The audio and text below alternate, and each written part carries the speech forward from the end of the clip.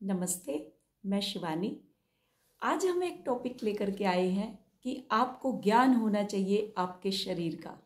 कि आपको मालूम पड़ चुका है कि आप एक ट्विन फ्लेम जर्नी में हैं और उसके बाद आपको आगे क्या करना है, इनर वर्क में क्या करना है। तो खाली इनर वर्क नहीं, सबसे पहले हमें अपने शरीर का ज्ञान होना चाहिए। ये वेदों और उपनिषदों में भी लिखा हुआ है कि सबसे पहले हमें अपना बोध, शरीर बोध जिसको बोलते हैं, जब तक उसका ज्ञान नहीं होगा तब तक हम कोई इनर वर्क नहीं कर सकते। तो जितने भी बॉडी मीन्स जितने भी सोल हैं, हम हैं, जैसे हम हैं, खाली मैं नहीं आप भी हैं, जितने भी लोग हैं उनके 5 शरीर होते हैं, 5 बॉडी जिसको बोलते हैं। 5 एलिमेंट से ये शरीर बना है, तो 5 बॉडी जिसको बोलते हैं उनका आपको ज्ञान होना चाहिए। तो आज हम उसी के बारे में बात करेंगे। कल के टॉपिक में हम लेके आए थे मिरर एक्सरसाइज, और कल जो लेके आएंगे वो इनर वर्क की सीरीज स्टार्ट हम करने वाले हैं। तो 5 शरीर कौन से हैं? सबसे पहले आप ये जान लो, जो वेदों में भी लिखा है, उपनिषदों में भी लिखा है और मॉडर्न साइंस ने भी आजकल इसको मान लिया है कि प्रत्येक मनुष्य के 5 शरीर हैं। तो यानी कि हम सबके 5 शरीर हैं। तो 5 शरीर हम वो कौन कौन से हैं? 5 शरीर। सबसे पहला शरीर हो गया हमारा जो हम अन्न खाते हैं। जैसे कहते हैं जैसा खाए अन्न वैसा होए मन। तो जो हम अन्न खाते हैं, किस टाइप का हम अन्न खा रहे हैं? तो सबसे जो पहला हमारा शरीर बनता है वो अन्न से बनता है। उसको कहते हैं अन्नमय कोश। जो पहला शरीर हो गया हमारा उसको कहते हैं अन्नमय कोश, और ये हमारा अन्न से बनता है।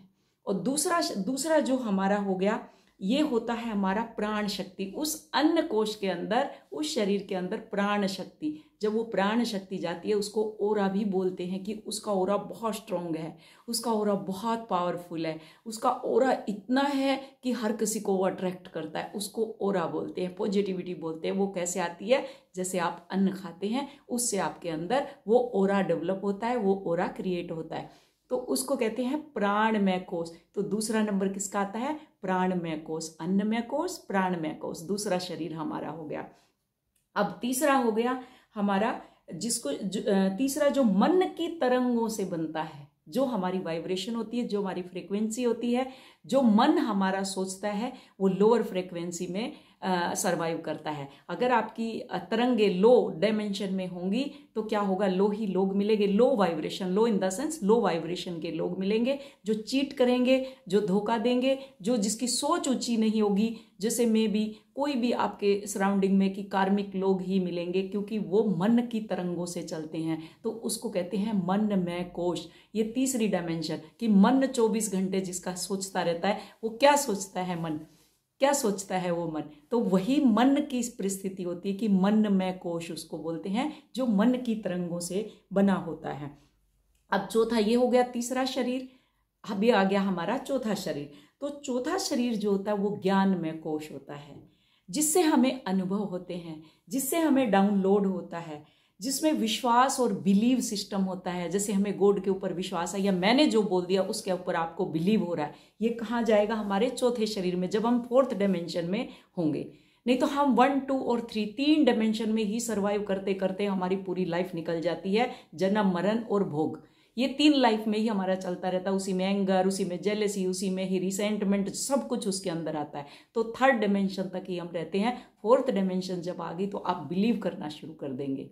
बिलीव कि लोग भगवान पे, गॉड पे कि प्रभु हैं, वो मुझे रास्ता दिखा रहे हैं, अगर यहाँ तक लाए हैं तो वो आगे भी मुझे लेकर के जाएंगे। तो इस टाइप से ये 4th डायमेंशन आती है, जिसको हम बोलते हैं बिलीव सिस्टम। वो एक एनर्जी से पैदा होता है। आपकी एनर्जी जैसी भी होगी, मन जो एनर्जी पैदा करेगा वो एनर्जी आपकी कैसी होगी, उसी के अकॉर्डिंग ये जो चौथा शरीर है ज्ञानमय कोश, ये हमारा बनता है।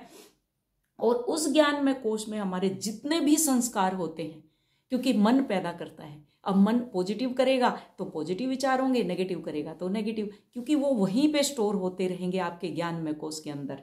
तो उसी के अंदर आपका ये सब स्टोर होता रहेगा, इकट्ठा होता रहेगा। इसको हम कहेंगे ज्ञानमय कोश। अब 5वां जो शरीर हमारा आता है वो हमारी आत्मा से जुड़ा है, जिसको कहते हैं हायर सेल्फ, जिसको कहते हैं सत्य चित्त आनंद, जिसको कहते हैं इंग्लिश में उसको बोलते हैं फिजिकल बॉडी, जिसको फिजिकल बॉडी बोलते हैं। इसमें इंग्लिश में उसको बोलते हैं फिजिकल बॉडी। तो ये हमारा 5वां शरीर हो गया। अच्छा, अब अगर इंग्लिश में अगर इनकी बात की जाए पांचों शरीर की कि क्या क्या इसको बोलते हैं, नंबर 1 फिजिकल बॉडी, नंबर 2 प्राण जिसको कहते हैं एथरिक बॉडी, प्राण शरीर जिसको कहते हैं एथरिक बॉडी, फिर आ गया आपका मनोमय कोश जिसको बोलते हैं एस्ट्रल बॉडी, फिर आ गया ज्ञानमय कोश जिसको बोलते हैं कॉजल बॉडी, फिर आ गया आनंदमय कोश उसको कहते हैं हमारी super causal body, super consciousness जिसको बोलते हैं वो हो गई। और ये 5 शरीर का बैलेंस होना, ये पॉइंट बी नोटेड, कहते हैं ना मी लोड, तो इस पॉइंट को आप नोट कर लें कि जब ये पांचों शरीर अलाइनमेंट में होंगे तभी हमारा यूनियन होगा। पांचों शरीर को अलाइनमेंट में लाना बहुत जरूरी है, तभी यूनियन होगा 3D प्लेन पे, जिसको शिव और शक्ति बोलते हैं और जिसको हाई वाइब्रेशन बोलते हैं कि हाई वाइब्रेशन में कैसे रहे। तो इन पांचों बॉडी को हमें कैसे बैलेंस में लाना है, उसके लिए हमें चक्रा मेडिटेशन करना है।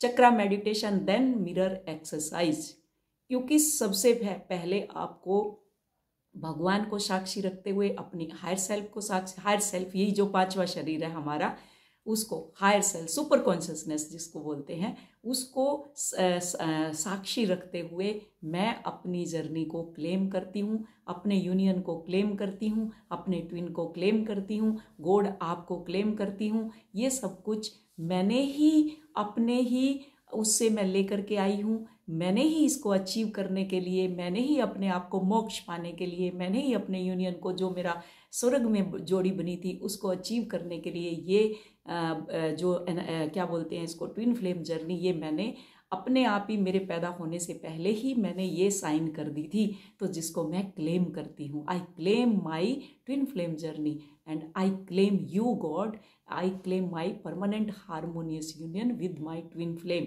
तो ये आपको एक गुरु मंत्र जिसको बोलते हैं, ये मंत्र आपको रटना है।